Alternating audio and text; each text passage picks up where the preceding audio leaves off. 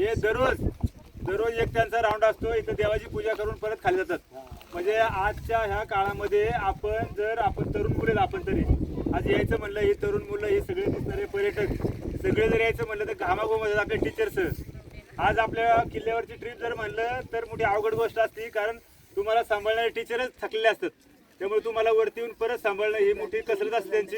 पण आज यांच्यासारखे काका दररोज येऊन आपल्या ह्या किल्ल्यावर जे शिवाजी महाराजांच्या काळामध्ये त्यांनी हा जिंकलेला किल्ला त्याचं संवर्धन करण्यासाठी आपण आपल्या आजच्या काळामध्ये सगळ्या वेगवेगळ्या संस्था त्यांच्या मार्फत किंवा सामाजिक उपक्रम राहत असते. किल्ल्याचं संवर्धन व्हायला पाहिजे.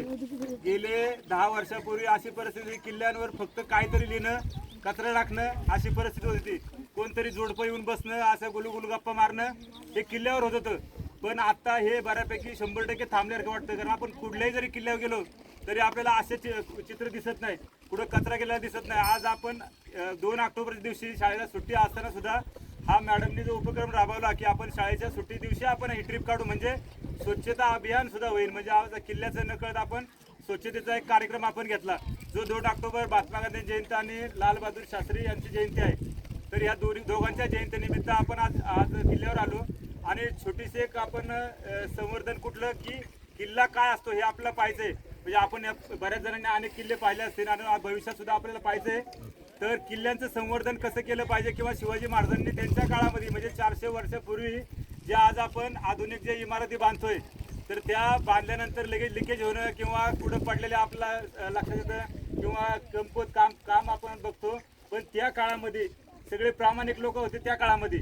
आता भ्रष्टाचाराने सगळं देश आपला हे झालेलं आहे की प्रत्येकाला वाटतं की आपण कुठंतरी काम आपल्याला मिळालं की पैसा खायला पाहिजे, त्यामुळे प्रत्येक काम आपले निकृष्ट दर्जाचे होतात. पण त्या काळामध्ये अशी लोक होती की त्यांना सांगायचं फक्त, त्यांनी त्यांच्या स्वतःचा जीवाचा प्राण जरी गेला तरी ते काम पूर्ण होईपर्यंत ते थांबत नव्हते. त्यांना पैशाची अपेक्षा नव्हती. त्या काळात शिवाजी महाराजांच्या एका शब्दाची अपेक्षा होती की हे काम तुम्हाला दिले ना तुम्ही पूर्ण करायचं, एवढाच विषय होता. आज एखादं काम आपल्याला मिळालं की कधी आपण फोटो काढायला येतोय पुढं.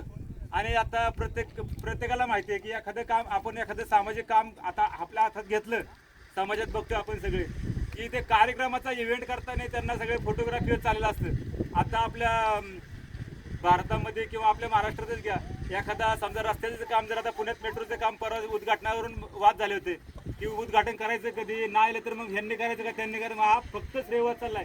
तर आता नवीन पिढीने आपण वेगळं आपण डोक्यात घेतलं पाहिजे की या श्रेयवादपेक्षा आपल्या समाजामध्ये आपण कसं राहिलं पाहिजे.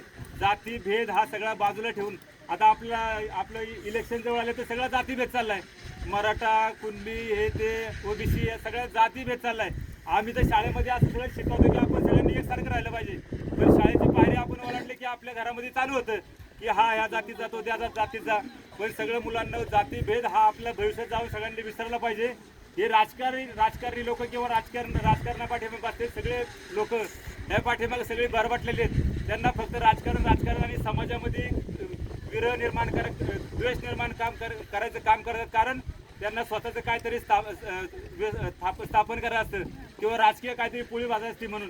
तर आजच्या दिवशी मी तुम्हाला एवढं सांगतो की सगळं मतभेद सगळं बाजूला ठेवून आज तुम्ही कशी निरागस मुलं वाटतं, तुम्हाला हे काहीच माहिती नसतं की कोण राजकारण करतंय, समाजात काय तेढ असतोय किंवा कोण काय करतंय, कोण कसा पैसा खातं, भ्रष्टाचार कसा आहे, आपल्याला काहीच माहिती नसतं.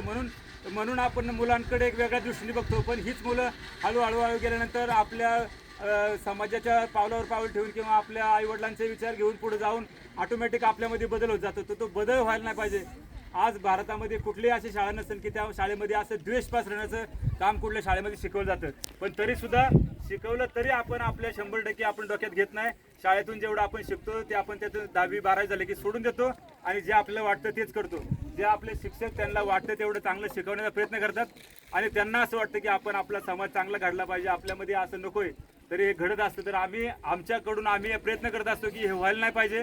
तर आजच्या दिवशी आपण ह्या किल्ल्याचे जे मॅडमने हे केलं की आज आपण किल्ला बघायला जाऊ, तर तो निश्चितच चांगला उपक्रम होता. त्यांच्याबरोबर आम्ही सुद्धा आज आलो आणि सगळ्यांना चांगलं वाटलं. टीचर सगळ्या दमल्यासारखं वाटलं मगाशी, पण वरती आल्यानंतर आपलं वातावरणाने सुद्धा मगाशी साथ दिली नाही. ऊन एकदम प्रखर ऊन असल्यामुळे सगळे घामाघूम झाले.